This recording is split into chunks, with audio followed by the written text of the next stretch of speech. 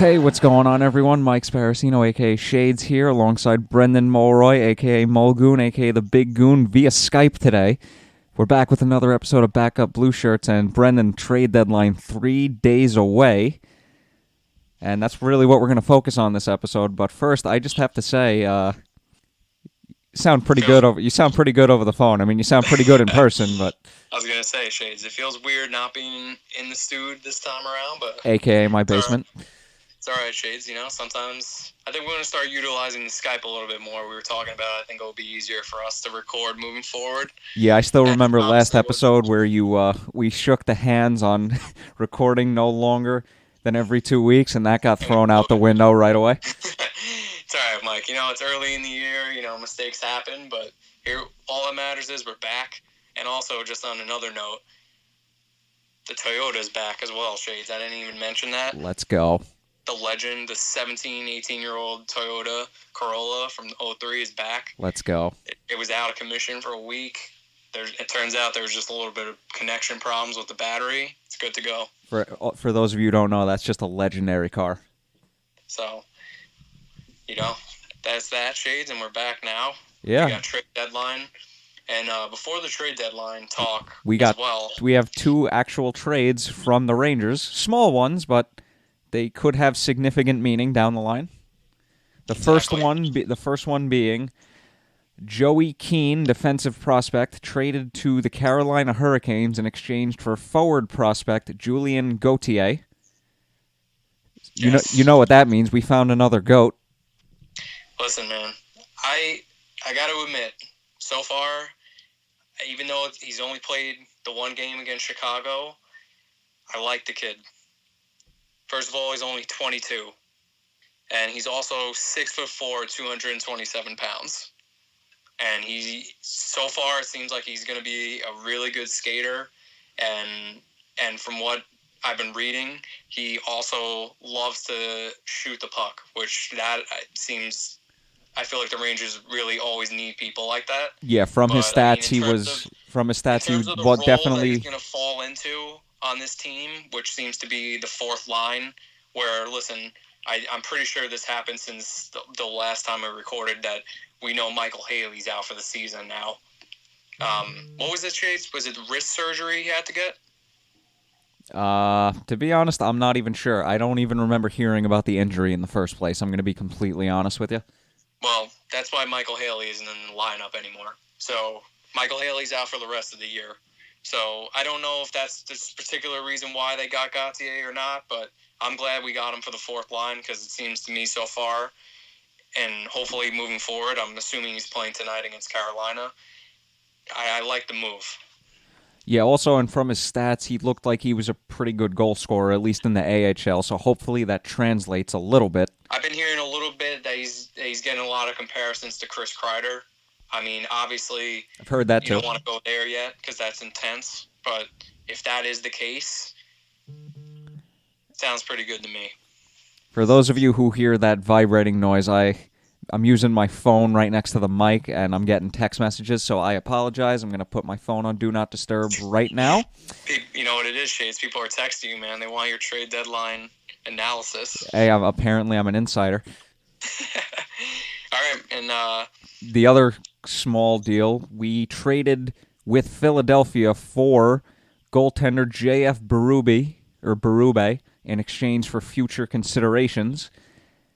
We don't know what those are, so we're going to leave it at that in that aspect. But Hartford did end up making another deal that involved a goalie going back the other way.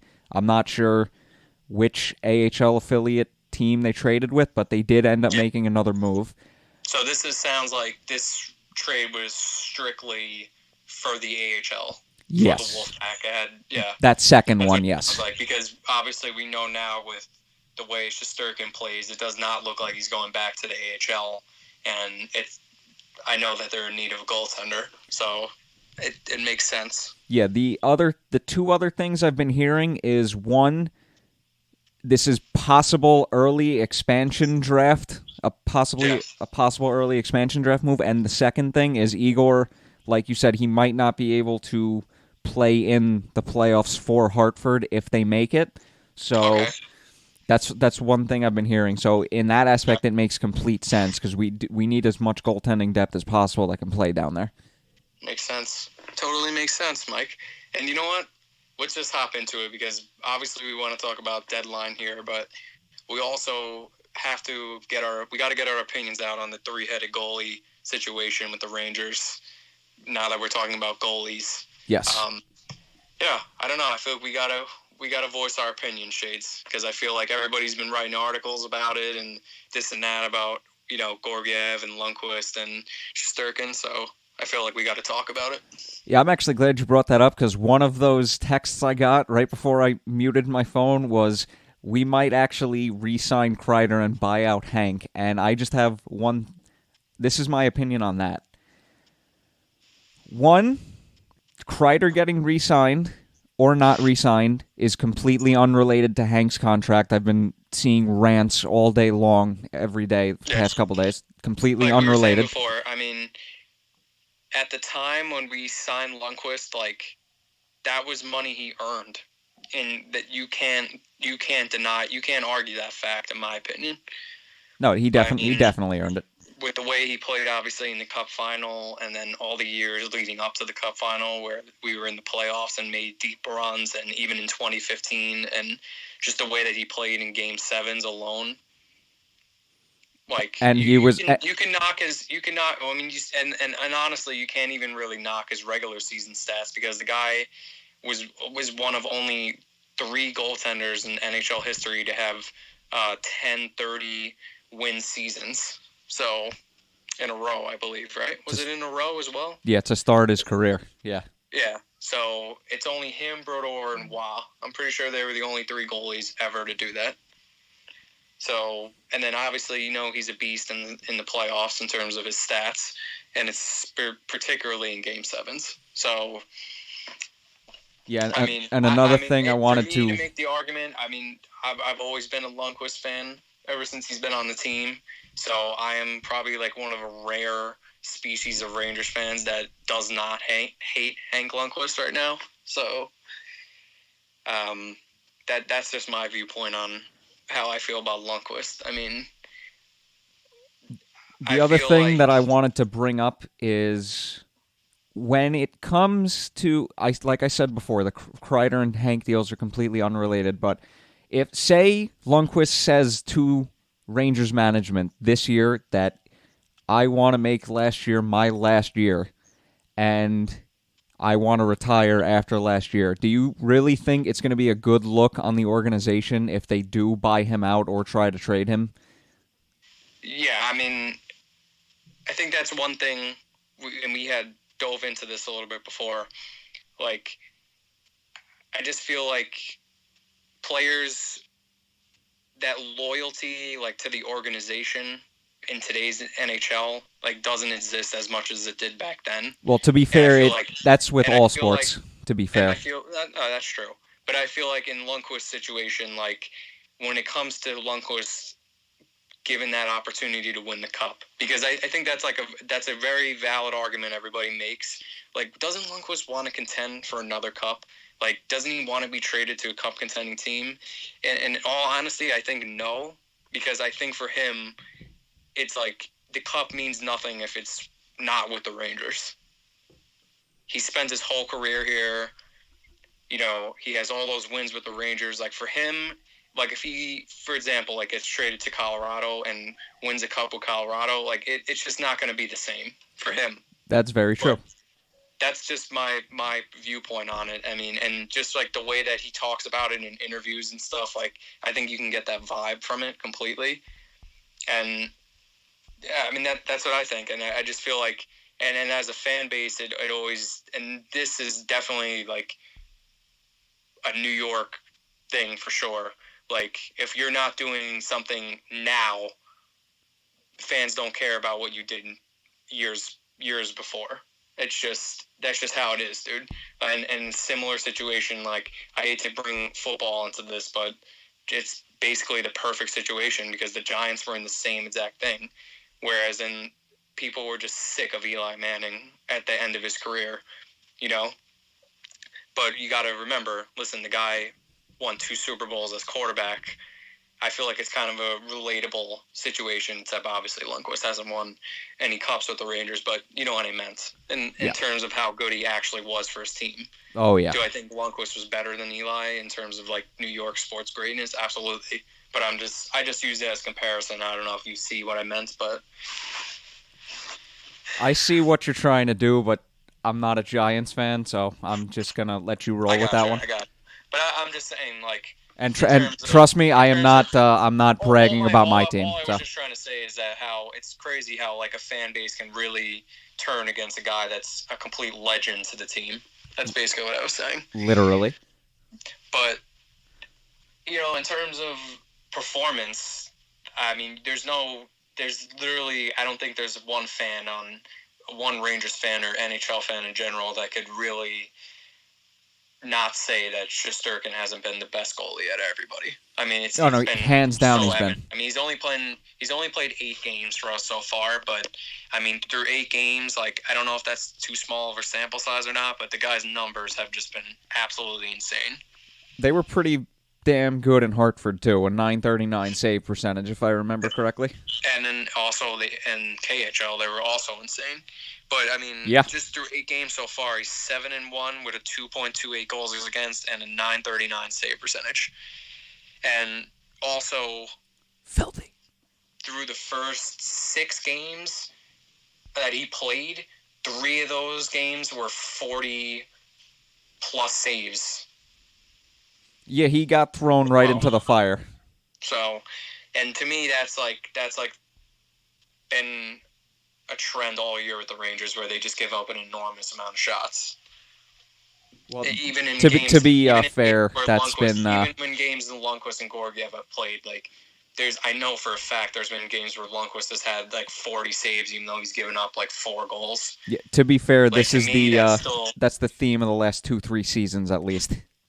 Definitely, but that was my point though. Like, we give up a lot of shots, so you know, like, as I think right now he's been playing like phenomenal, but like I wouldn't be shocked to see like a game coming up this season where the Rangers get absolutely torched with him in net. But I don't know, he's been so good. Like, it's almost hard to see it happen. But I mean, listen, that's how I felt at first with Georgiev when he was in net.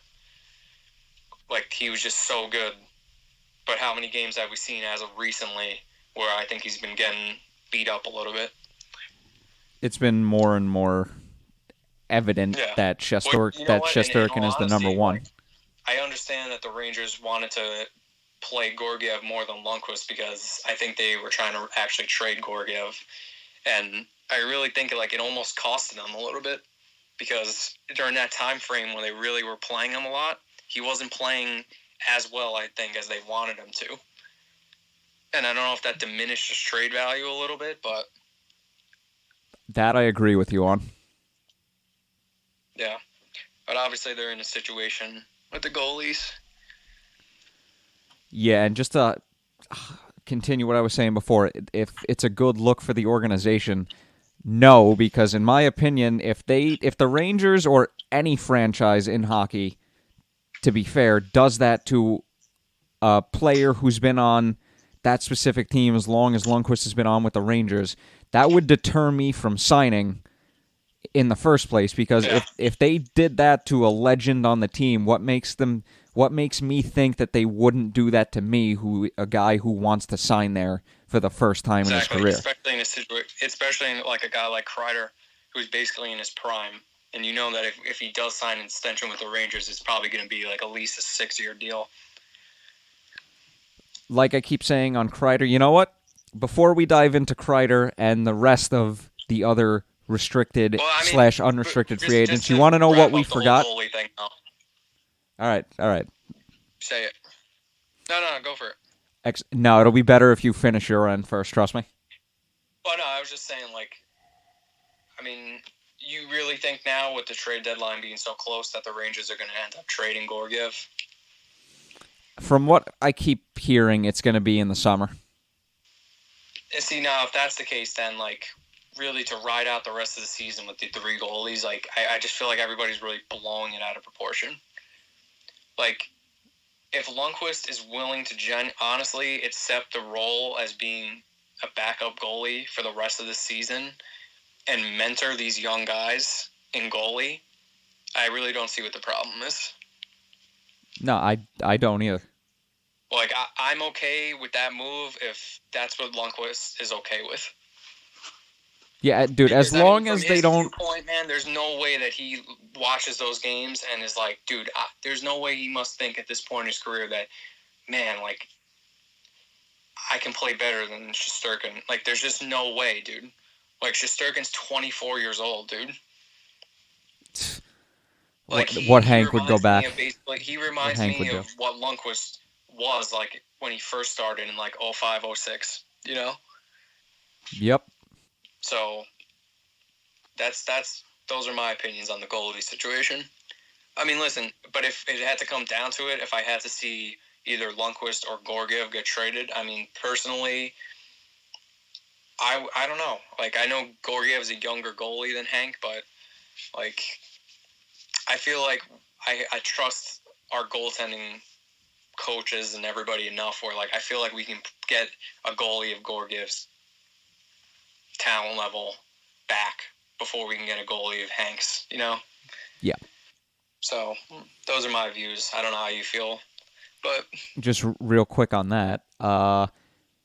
Obviously, we're going to get more of a return for Georgiev than Hank at this point, but at the same time, because, listen, it's going to be a bad look if we just blatantly try and get rid of Hank, especially because we all know he wants to finish his career here.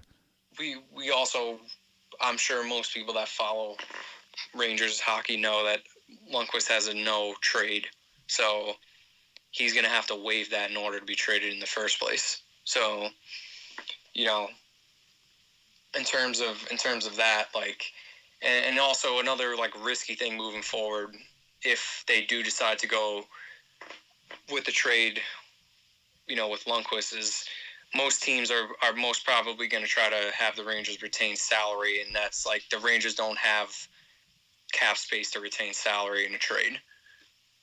So that's another thing moving forward. True, but I think they would if they have to. You think the Rangers would retain salary if necessary? Yeah, especially because, let's be honest, if we are gonna trade Hank, which is extremely unlikely, we're definitely gonna have to hold back 50% of his salary, which is 4.25. I think they can do that. It's true. It's true. I'm just saying, you know, I think the cap crunch is on, so I don't know if they want to throw themselves in that situation. But like you said, if the deal is good enough, then possibly. Yeah. So the thing that we forgot to do, it's the 25th episode of Backup Blueshirts, and we forgot to dedicate the episode so far. Wow. And in the meantime, I looked up who wore number 25, and it is not a pretty list. Okay. I'm literally drawing so many blanks on who wore number 25. I only have one guy in my head that I think of off the top of my head that wore number 25, and that's Peter Pruka. Is he on that list? Actually, was Peter Pruka on this list? Yes, he was. All right. Yep. That's the only guy I could think of. Okay, well, he definitely beats out Libor Hayek, Tim Gettinger, Ryan Sproul, Ryan Bork, and Victor Stahlberg. So this episode of Backup Blueshirts is dedicated to Peter Pruka. That's right. Episode number 25. I loved him on the Rangers, man. That was before my time. I loved him when I was growing up. That was me and Peter's boy. All right. Oh, man. Oh, man, Pete. we got to get him on the pod. I know, we do. He would enjoy it.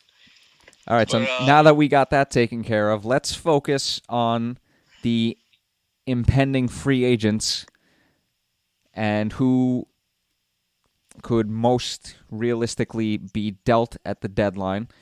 So let's start that off with impending UFA Chris Kreider. I'm gonna get my opinion off my chest for a sec. And we all know the Rangers want to re-sign him, but if this is going to turn into another Kevin Hayes situation, no thank you, because we've seen Kreider too many times now since 2012, 2013 season. We've seen it too many times now where he'll heat up for a period of 15, 20 games and then disappear completely for the next 10 to 15. Do I want that particular player making over $7 million for 7 to 8 years? No. I'm going to be completely honest with you. But if he takes a reasonable, I would give him 6.5 on a 5-year deal just because he's a unique player that the Rangers have and have pretty much only had his type of caliber player since they got him on the team, basically. We're not replacing him right away, and we arguably may never replace his unique skill set. Yeah. I mean, and like you said, I mean, I think that's just speaking of the Rangers as a whole, but with Kreider in particular, and we've seen it with so many other players that the Rangers have had. I mean, consistency has definitely always been one of Kreider's biggest issues. Exactly. I mean, but like you said, you also that side of him because we've seen it so many times, but then you also see this side of Kreider, like what we've seen recently. And, just in the last 11 games alone, the guy has 14 points. So, and he's been on an absolute rampage. Yeah, he has something like 30 points in his last 30 games or something, over a point per game. Kreider has 8 goals and 14 points in the last 11 games. And, and just in general, that entire line has just been red hot with Zibanejad and Buch. Yeah. But I think Kreider's a big part of that as well. I mean, I think Absolutely. Recently we've seen him in the last, probably, I would say, let's just use these last 11 games, for example. I think we've seen him use his speed to his advantage. And, I mean, how many times is he going to score that backhand goal on the breakaway? I mean, I think he scored like at least 5 of those recently, Yep. But, I mean, in terms of, them re-signing him, I mean, I think I would love to see them try to re-sign him. I don't know. Judging the trade market at this point it's obviously so hard. Like you haven't heard a lot of rumors. Like I think this deadline in terms of Rangers news has been like it might go down in the next 3 days. Like I feel like nobody has like any concrete things to say about what moves the Rangers are going to say. And I don't know if I like that or dislike that. See, I actually...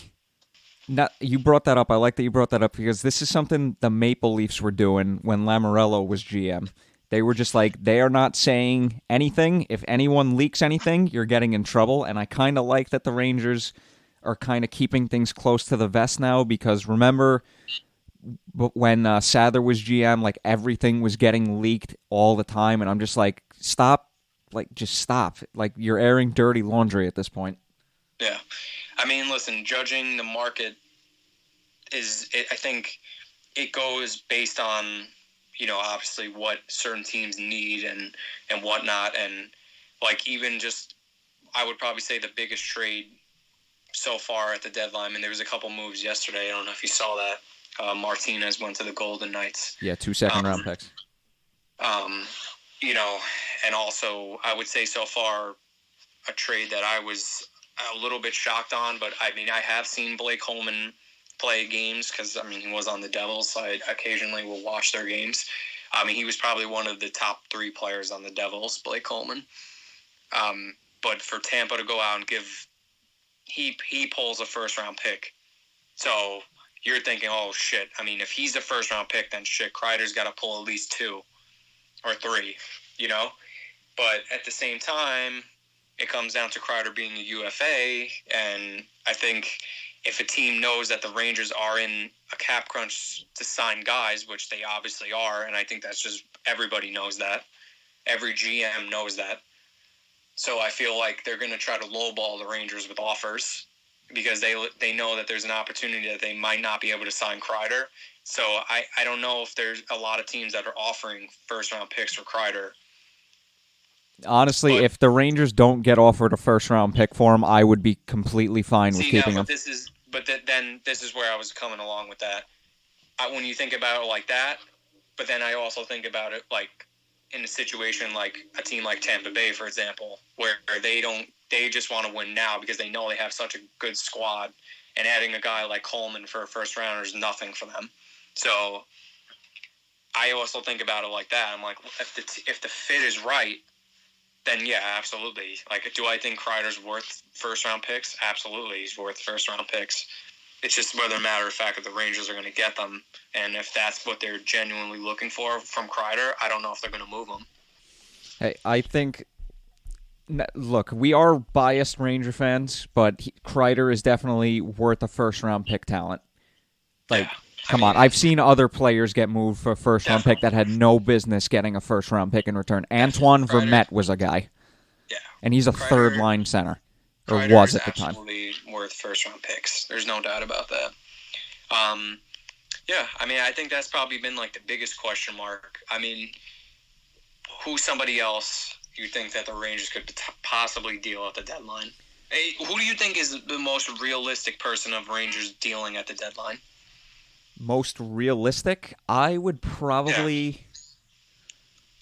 Yeah. Or maybe who's somebody that you would want to see the Rangers deal out of these free agents that you think just makes the most sense moving forward, if you can even answer that question?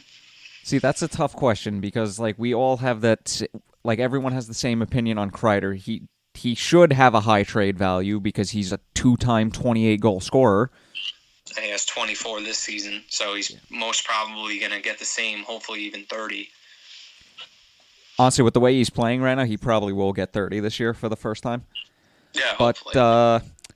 I could see them taking offers on Jesper Fast. Well, that's what I was going to say. I mean, moving forward, I feel like in terms of like talent level and what they know Fast can bring to the team, I feel like he's kind of reached his peak already. And I like Fast, so don't get me wrong. I'm not talking shit about him, but I'm just saying I think they've gotten to the point with him where moving forward, I mean, I feel like it makes sense to move Fast. Yeah. I don't know. I actually don't know off the top of my head. I mean, I know you're more of a cap guy than I am. Do you know how much Jesper Fast actually makes right now, currently?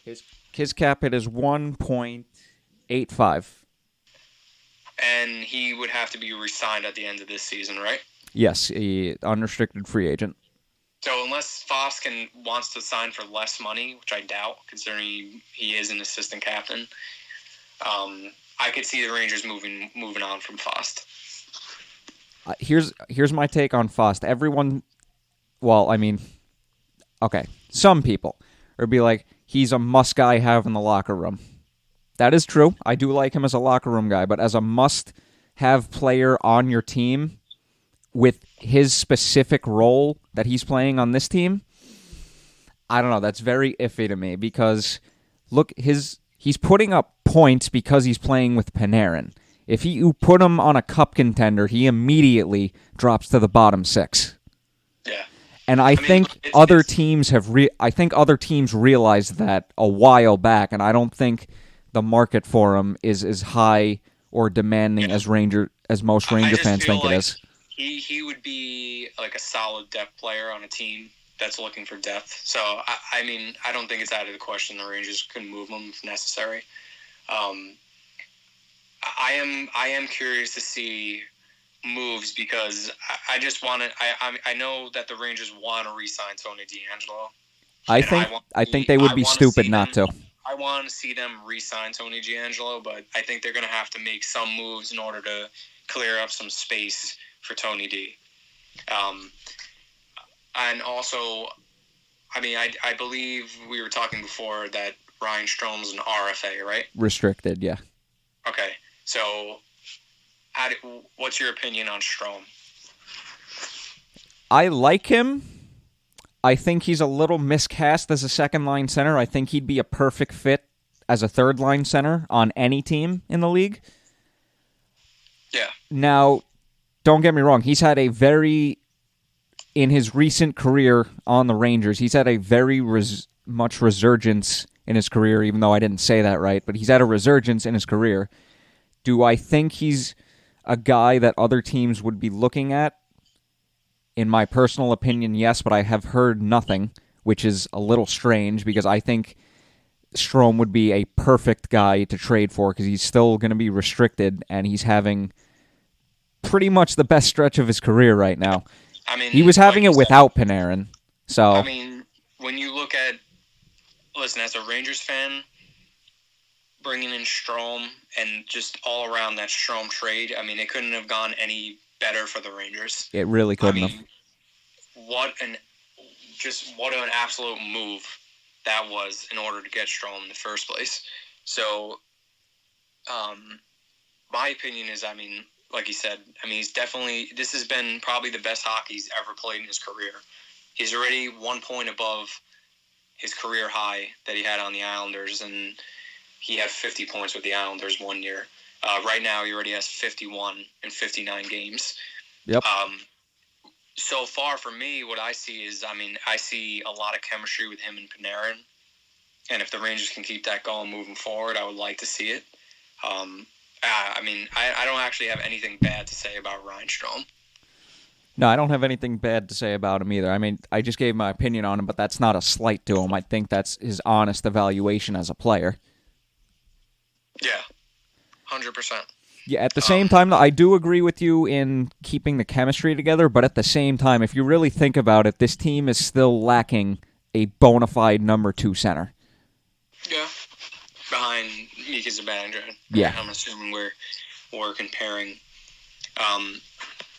Yeah, I mean, it's hard. It's another thing that's tough to say with Strome is, like, obviously Panarin is so talented that it's like, it makes you wonder, it's like, is Panarin really making him that good? That's the thing. So, like, if you take him off a line with Panarin, how effective of a player is he going to be? Okay, well, he did have a pretty good season last year, but then again, he was shooting at a ridiculously high percentage. Yeah, of course, yeah. I mean, the shooting percentage was next level. I mean, but in all honesty, though, like, even if the Rangers end up losing him, just even having him for this time being, it's like, dude, we literally traded Spooner to get Strome. Yeah, and Spooner was a throw-in in the Rick Nash trade. Exactly. So just that flip alone, like, probably one of the better trades the Rangers have made over the last couple of years. Oh, absolutely. Yeah. So, yeah. I mean, it's the trade deadline. I mean, I hope we see a little bit of mayhem. I really hope to see some moves. I don't know if we're going to see some moves like over a win or a loss tonight. I really don't. What do you think? I mean, I don't really think that's going to affect what's going on, but I don't know. Because listen, the Rangers are really only they're a couple points out from the wild card spot now. I think there's what is it, 6 points? I believe so, yeah. I could check the standings right now, but... See, here's the thing. I don't think their opinion has changed on Kreider the entire season. I think that their mentality going into his situation has been the same, which is basically the same as the Kevin Hayes situation last year. Either take a deal that you're actually going to be worth or try and get the most money as possible, and then we're going to get the most value back for you. Yeah. I mean, I just feel like the Rangers don't want to put themselves in that situation where you overpay somebody a couple million and then you're kind of stuck with that contract. Yeah, because if you look at some of the contracts handed out the past couple years alone, just from teams around the league, like the Adam Henrique deal, the most recent, the Kevin Hayes deal, I'm like, they're not exactly lighting it up with those contracts. Yeah. And the Rangers are... Let's see here. I mean, if you want to get, like, really into it, I mean, Okposo, who's the guy that left Boston to sign with Vancouver? Louis Eriksson. I mean, those deals look atrocious now, and they're making less than $7 million. Yeah. So, yeah, I think Jeff Gordon's done a good job of not signing guys to ridiculous contracts so far. Yeah. I think he's going to keep that going. judging by the season, I mean, it's hasn't even been a full season yet, and like in stretches, I really like what I see from Trouba, and other stretches, I'm like, oh my god, like, did we make a mistake signing Trouba at this value for that long? But then, you got to realize too, guy's only 25, so Yeah. you And know, real quick, he can have a bad season. I just feel like Rangers fans just always get way out of control too soon. And, like, I think we got to calm it down on Trouba. Like, he plays a lot of minutes, and, like... Yeah, he does. I also feel like Quinn is also switching up defensive pairings a lot during the year, and then, like, playing him with Shea. And listen, he doesn't always work with Shea, and Shea hasn't been consistent either this year. So, like, I don't know. Like, so far, I have a very, like... I really like the physicality I see from Trouba. And I'm a little bit more worried about Shea, I feel like. Oh, no, I am too. He's been the most inconsistent of our defensemen, to be honest, like, in my opinion. Yeah, I agree. I mean, I think his play has declined a little bit ever since we signed him. But then he's another guy, like, in certain stretches you see him and you're like, wow, man, Shea is like, he's on tonight. Yeah. Carrying the puck out of the zone, skating up the ice, just making good defensive plays. But, I mean, in terms of our defensemen, I mean, I think it's been evident. I mean, at least from my standpoint, I mean, I think Fox has been one of our best defensemen. And I got to give Rick props here, too, because, I mean, he called this ways back when we asked him who he thinks our best defensive prospect is going to be. And he said that he thinks Ryan Lindgren is going to be one of our best defensive prospects, and so far, I mean, he's proven them right. That's for sure. Yeah, no, Lindgren has been a pleasant surprise. Don't get me wrong, I thought he was going to be good, but I didn't expect him to be this good. Yeah. This guy is at least not this soon. Not this soon. See, for me, I enjoy Lindgren's game because right now I think with Tony D and Fox, and we have a couple of offensive, even Trouba. I mean, even though he's physical, like, he's obviously got that shot from the point. Even Shea tries to be offensive defenseman as well. Yeah, we have stretches. And to me, I think Lindgren's just a pure defensive defenseman, and I love it. It reminds me of Ryan McDonough, really, the way he plays. A little bit of like a Dan Girardi, Ryan McDonough, like. And honestly, I think Lindgren because of like his. I think Lindgren's more physical than McDonough, to be honest with you. Yeah, that's true.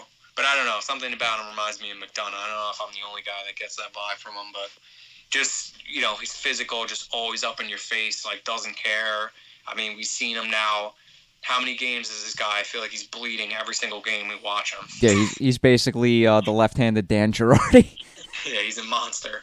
So I love him. I'm loving him so far this season. So, and to respond to Brad Marchand, yeah, I'm pretty sure Lindgren's going to be bringing the league a little longer than you think, bud. So get used to seeing him. Yeah, honest, dude, Marchand was just mad that he got cross-checked in the head. And he's just mad that Lindgren was...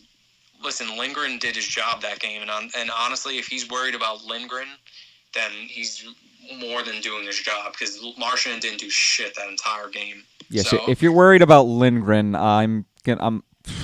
dude, you're gonna stand no chance in the playoffs if you're worried about a rookie defenseman. So, it's easy to tick him off, but that's how I feel about the defense so far. I mean, I think we saw the other night against Boston. Speaking of Boston, not having Tony DeAngelo in the lineup, I believe that was the game he was out on. And the Rangers, honestly, played terrible in the first two periods, but we really turned it on like mid third period, and not having Tony D on the power play, we looked awful on the power play. Dude, that was probably one of the worst stretches of power plays I've ever seen from the Rangers. Awful. Yeah, no, DeAngelo's definitely proven his worth to the team this year, without a doubt. I really hope that we can sign him. Oh, me too. Yeah, I mean that's probably out of all the guys, like, I would be okay if the Rangers don't re-sign Strome, but I would be a little bit disappointed if we didn't sign Tony. Yeah, D'Angelo actually has arbitration rights, so I could definitely see him going to arbitration, Yeah. especially if he's looking for a long-term deal. And listen, and not to say that the Rangers, I think the Rangers owe him because, listen, he did them a favor this offseason signing for what he signed for. So Yeah, seriously. I personally think that the Rangers, I don't know what the right value is for Tony DeAngelo in terms of numbers, but when you look at it from his point of view, he's like, dude, the Rangers are literally paying Brendan Smith for, what are we paying him? 4 point something? $4.35 million as I hear the dogs barking in the background. Sorry, that's Charlie. He's going insane. It's all good. It's cute. It's kind of adorable, not going to lie. Yeah, Chuck's a maniac beagle. He barks a lot, as you can hear him. But he's probably just excited that he's going to get fed soon. So Hey, dude, dog barking, that's just enhancing the episode. it's true. He's excited about Tony DeAngelo. That's why he's barking. Yo, Tony fucking D, baby. So just to finish out the forward free agents really quick, we got Greg McKegg, who I don't think we're re-signing, and I don't think there's a chance he's getting re-signed, and Phil DiGiuseppe, who I would give a one-year contract to at the moment, but let's see what he does the rest of the season. I'm actually very disappointed in myself that DiGiuseppe was in my notes, and I legitimately just forgot to talk the fact that he's been playing. This guy, I love this guy so far, man. You know, at the moment, I would definitely re-sign him because I've liked what I've seen from him. Yeah. He's legitimately brought a jolt to our fourth line. Yes, yeah, I agree. And he's been playing with Lemieux, right, recently? Yeah, I think so. I think together, they've been flying. DiGiuseppe's been flying. What was it, Hedel, DiGiuseppe, and Lemieux, right? If I remember correctly, yeah. It might have been Howden, but I'm really enjoying him so far. I mean, and right now, like, I like the speed that Greg McKegg brings, like on the forecheck and stuff. But I mean, right now, I think I'd rather see Gauthier play over him. Yeah, no, I would too. That's who they put in instead of him the other night, and I think they shifted Howden to fourth line center instead. But yeah, man, I think I've almost reached all my thoughts on this subject so far. Anything you want to end with? Well, we did bring up pretty much everyone. I just want to end on Georgiev, to be honest with you, because I think we talked enough about DeAngelo. Yeah, go for it. And then Georgiev, I think that's a nice little statement going into the deadline. Yeah, it's just I just want to say something I forgot to say earlier. I remember I got into an argument in our group chat. I said Georgiev is not a number one goalie. He is still a backup. He has yet to prove to be a number one goalie. And then I get basically cursed out. And then Shesterkin comes along and is basically proving my point on a daily basis. And the other parties in our group chat who are arguing with me have not said jack shit since. So, sorry, that's an F you to them then, isn't it? Well, I mean, you know me. I'm not one to freaking brag when I'm right, like over text, because at some point it just gets redundant, and it's just like, all right, I'm wasting my time on this. I'm just gonna shut up.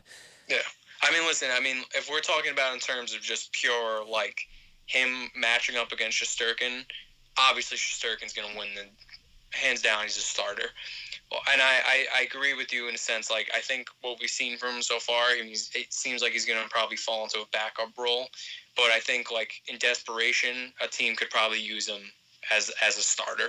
Because, I mean, we've seen him in certain games where he's just been a beast. Yeah, that was more at the beginning of the season. That's true. Yeah, but I'm just saying, then he like, dipped a little bit. There are stretches where I think on the right team, he would be a starter. That's just my opinion. I mean, I don't know if you agree with that or not. I think that's what they were trying to say in the group chat, not to say that you were wrong, but I think they were saying more as if, like, on the right team, Georgiev could be a starter. I don't think they meant, like, on the Rangers in general. Well, if they were trying to say it from that viewpoint, they did not do a very good job. That's what I got from it.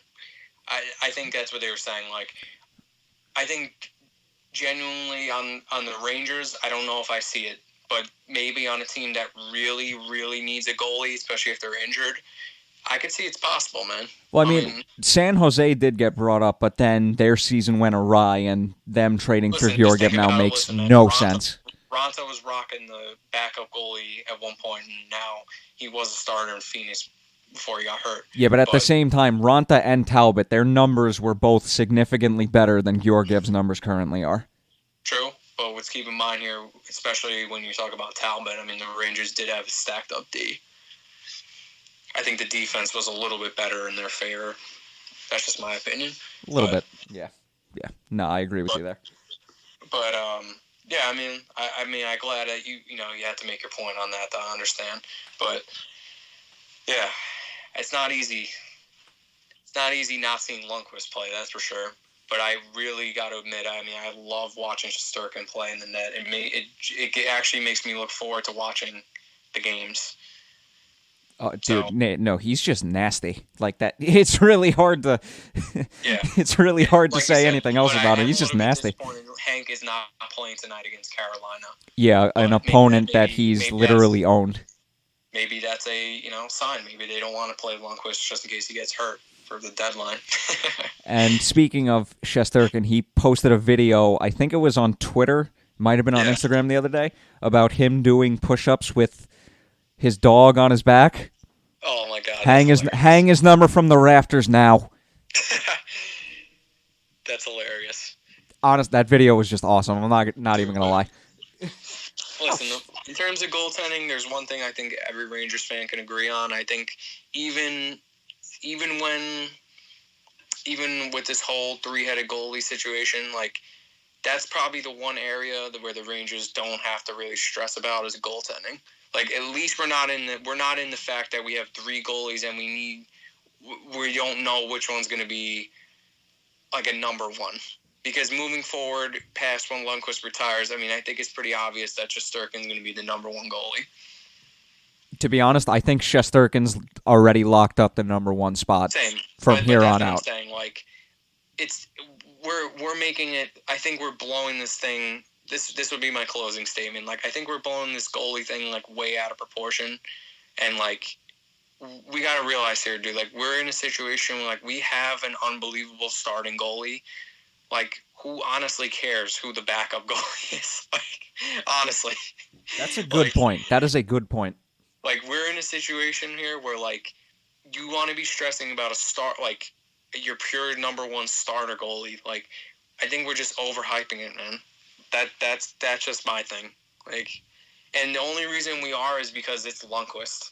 And he was our starter for so many years. And, like, I understand, but, like, even he has to be happy in the fact that the team has a goalie that's just playing this well. Yeah. No, I think he is happy deep down. Listen, I know Lundqvist he's obviously a fierce competitor and everything, but, like, we know that he loves the Rangers, and, like, I know that it might be hard for him to accept it, like, deep down, but he also has to be happy for the team and the fact that, like, we kind of lucked out here. Yeah. So that's my closing statement on it. And I'm really looking forward to seeing what's going on with this deadline. And we definitely got to record an episode like right after the end of the deadline and talk about all the NHL trades that happen. And obviously, hopefully, we have some news on the Rangers front. Yes, it is currently Friday afternoon at it is 5:25 p.m. right now. I got to get going in a few minutes. But, Mike, it's a pleasure as always. Oh, hell yeah. So, this has been episode number 25 of Backup Blueshirts, dedicated to Peter Pruka. Catch us on Podbean and YouTube, Backup Blueshirts Podcast. Follow us on Twitter at Backup Blue Pod. The trade deadline is 3 days away, right around the corner. The Rangers play tonight and tomorrow in a back-to-back. I'm going to be at the game against San Jose. Looking forward to that, going with a few buddies. And part of me really just wants it to be Monday because I just want all this bullshit to be over with. Yeah. I think that's my closing statement. I think it was a pretty damn good one, Shades. Let's hopefully the Rangers can win 2 straight here, keep the train going. And, yeah, that's it, man. And Jeff Gordon is going to do Jeff Gordon things, and I'm probably going to be happy about it because I've been happy with him as GM so far. So thank you very much for listening, and we will talk to you next week. Sounds good, kid. Talk to you later. Have a good one, my brother.